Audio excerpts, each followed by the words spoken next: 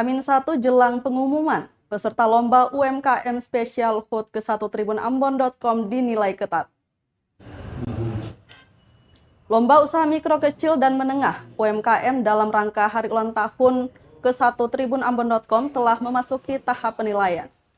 Penilaian oleh para juri ini berlangsung di kantor tribunambon.com Kamis 16 Desember 2021 sore. Hasil penilaian baru akan diumumkan pada Jumat 16 Desember 2021 atau sehari sebelum perayaan HUT ke-1 tribunambon.com Sabtu 18 Desember 2021.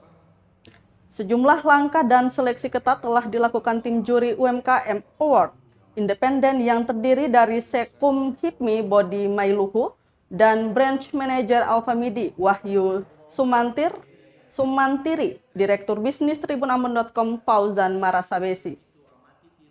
Salah satu juri Bodi Mailuhu menyebutkan dari 15 yang terdaftar ada 10 UMKM yang terpilih menjadi yang terbaik.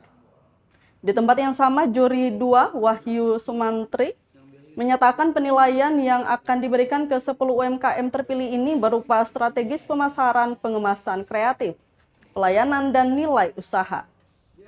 34 peserta, tapi setelah diseleksi itu jadi 10 peserta tadi yang masuk 10 besar. Kriteria lomba ini adalah bagaimana dia punya pemasaran yang kreatif, dia punya packaging yang kreatif, dan dia punya hasilnya yang bagus.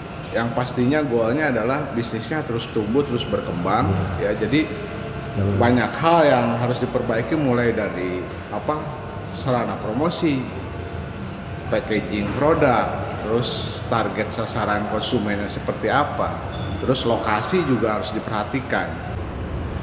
Jadi menurut saya memang Gokar layak lah. Rokar. Terima kasih sudah nonton. Jangan lupa like, subscribe, dan share ya.